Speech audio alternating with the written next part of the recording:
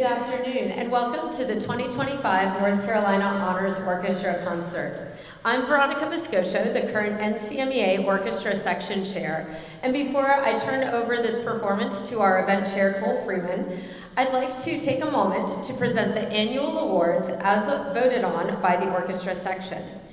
We have a strong and active professional community in North Carolina, and we are excited to honor these select teachers for the following awards. Orchestra in North Carolina is divided into two regions, East and West. The Regional Teachers of the Year are voted upon by all members of the orchestra section. The recipient of the 2025 Eastern Region Teacher of the Year is Alice Mingyi Ju. Alice, please join me on stage.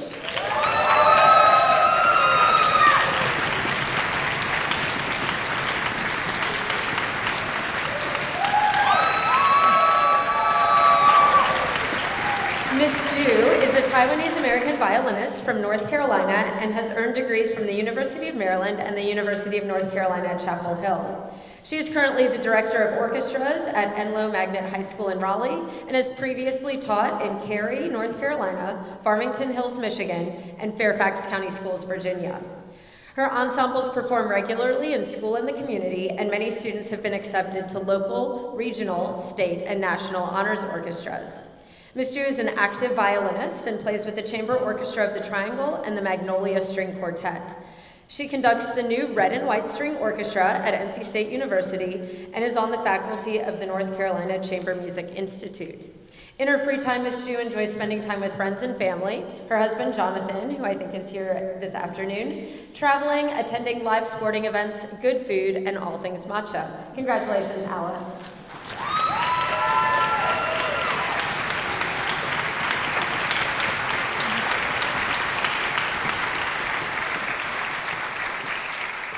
The recipient of the 2025 Western Region Teacher of the Year is Cole Freeman. Cole, please join me on stage.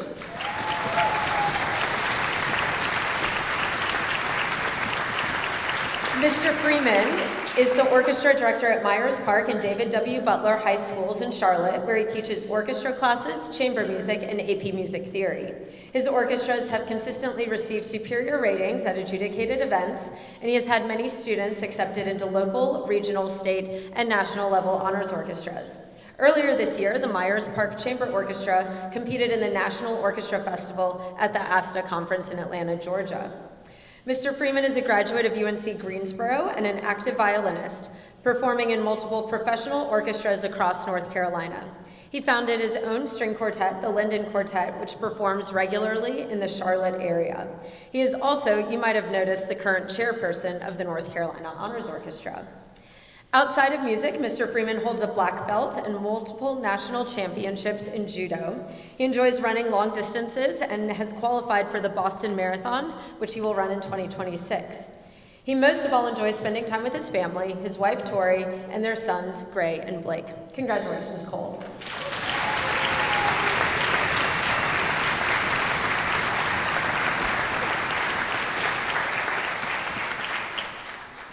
Candidates for the Lifetime Achievement Award must have taught at least 20 years in the state of North Carolina, be an active member of NCMEA, and have demonstrated a remarkable history of leadership within the North Carolina Orchestra section. Nominations for this award are reviewed and voted upon by the NC Orchestra Section Executive Board. I am proud to recognize Amanda Turner as this year's recipient of the Lifetime Achievement Award. Amanda, would you please join me on stage?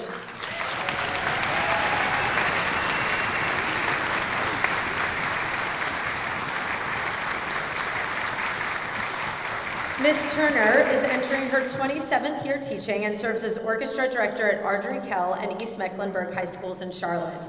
Under her direction, both programs have grown in enrollment, and many of her students are accepted into local, regional, state, and national honors orchestras.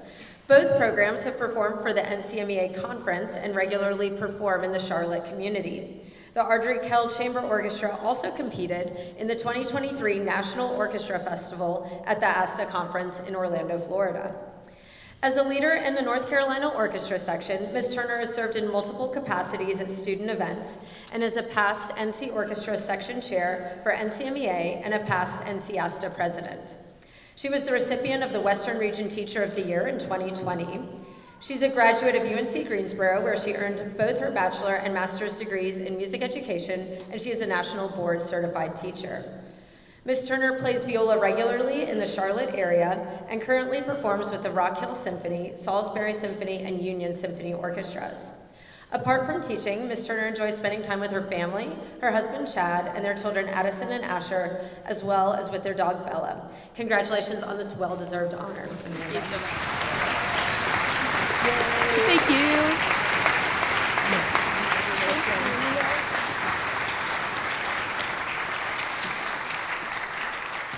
I'm now going to turn the program over to Cole Freeman, this year's NC Orchestra Chair.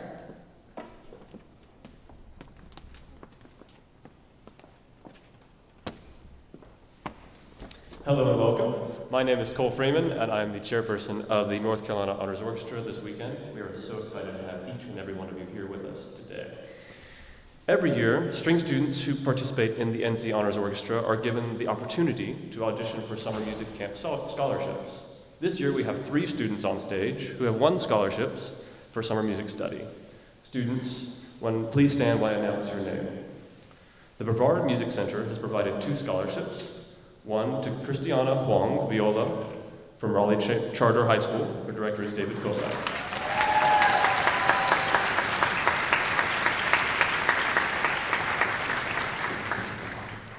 The second scholarship to Brevard goes to Landon Kahn, violin, from Reagan High School. His director is Tony Tyson.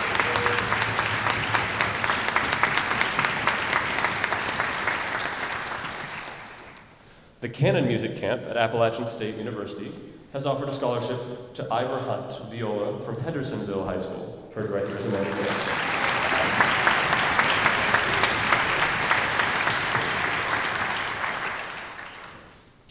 And now, it is my pleasure to introduce our clinician for this weekend, Mr. Stephen Amundsen. Mr. Amundsen has spent 41 years building the St. Olaf Orchestra at St. Olaf College into one of the premier collegiate orchestras in the United States. The St. Olaf Orchestra has often been featured on PBS television, at National Public Radio, including the popular Prairie Home Companion, and Performance Today programs. Mr. Amundsen is also the founding conductor of the Metropolitan Symphony Orchestra, which he led from 1982 to 87, and has recently returned as their 5th music director in the fall of 2024.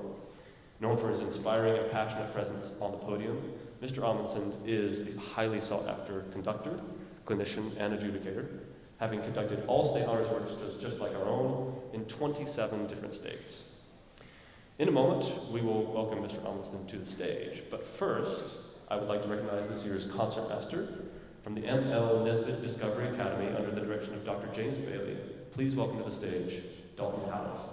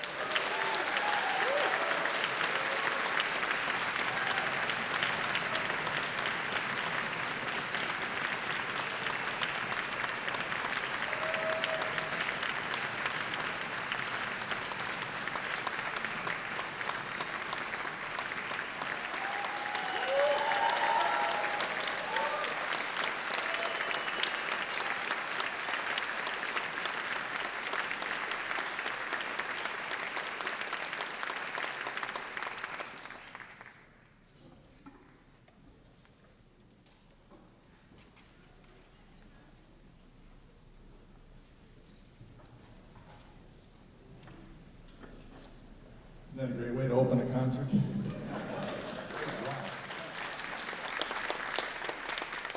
I will say this many times. I am so proud of them. I wish you, thank you. It's a missed opportunity. I wish I had recorded the first rehearsal so you could compare. They came a long way and they exceeded my expectations, truly.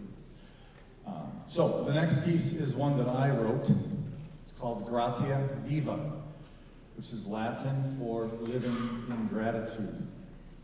I grew up in a household that talked a lot about gratitude, and my parents reminded me, always be grateful, there's always something to be grateful for. As a kid, I think it kind of went over my head that as I have grown into an adult and in my later years, gratitude is very important to me, so I decided to write a piece based on that. And you'll hear gratitude, especially near the end. I call that deep gratitude, when the cellos begin their melody in the latter 3 minutes or so. It's a special moment, I think, in this piece, and I just hope you can feel that. And I told the students, when they play this piece, who are they grateful for, and to keep that in their hearts. And by the way, I dedicate this piece to all of you parents who have put in so many years of nurturing and patience and support of these young people. And I'm a parent of 2 as well, and they're both musicians, and I do know what it's like. And it's a long, beautiful road, and what you have done to support them is incredible. And of course, all of you teachers, some of whom were given awards, very well-deserved awards this evening, or this afternoon, I guess. All of your teachers, I haven't been to North Dakota to conduct an all-state yet, and I'm just really blown away. Such a beautiful place, and by the way, thanks for the weather. It was 28 in Minnesota yesterday, so it was very nice to experience summer-like weather. Anyway, so here's Gratia Viva. Oh, I have to tell you, one of the things that we've talked a lot about in this orchestra is how important it is not just to watch the conductor, but perhaps even more important, to listen. So this morning, we were having a little trouble staying together, and I said, well, I'm just not going to conduct. And let's try it without a conductor. And you know what? They played better than with a conductor.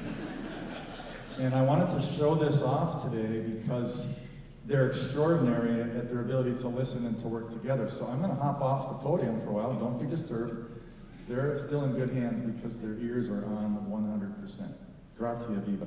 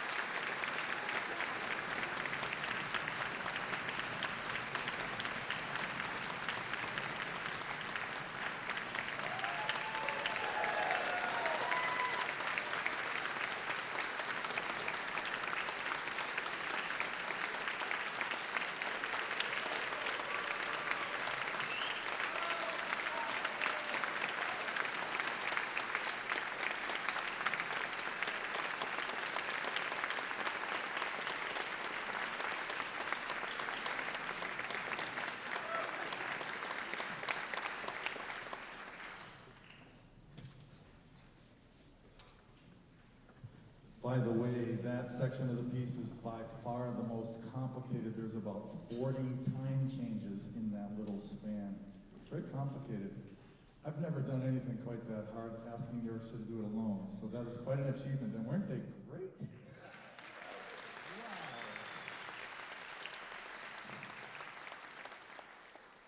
Wow. Okay, the next piece is very, very dear to my heart. I think I told the orchestra I could conduct it every single day. It's the 9th of 14 variations from Edward Elgar, English composer, his Enigma variations, and maybe many of you know that piece. It's one of my favorites. This is sort of the central variation, by far the most emotional, and it's subtitled Nimrod. I'm just going to tell you very quickly why. In the book of Genesis in the Bible, there's a mighty hunter named Nimrod. And Elgar wrote this variation, or I should dedicated it to one of his best friends. His name was A.J. Jaeger. And Jaeger, in German, means hunter. So Elgar knew about this Nimrod from Genesis, and he kind of called his friend Jaeger Nimrod all the time. So nobody kind of understands why is it called Nimrod. So that's why. But I think this piece perhaps represents love more than any other music I know. It's just a fabulous kind of gentle crescendo, and it's just so beautiful. So please enjoy Nimrod from Edward Elgar's Enigma variations.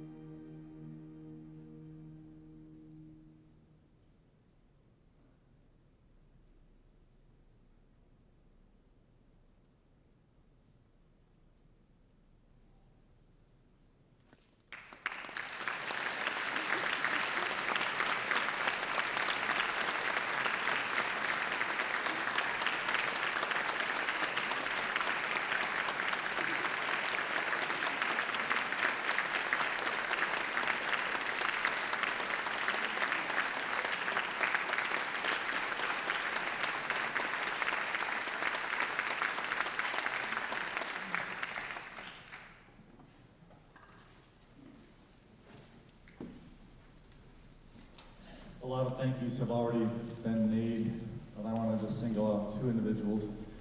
You already met them. Veronica Biscaccio is the North Carolina Honors Orchestra, she's the orchestra chair for the North Carolina Music Educators Association, and she's fantastic. And I just really appreciate everything that she does to keep this thing humming along at such a high level.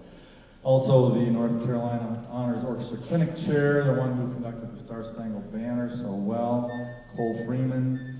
He is perhaps one of the most detail-oriented and most organized and helpful people I've ever worked with. And I've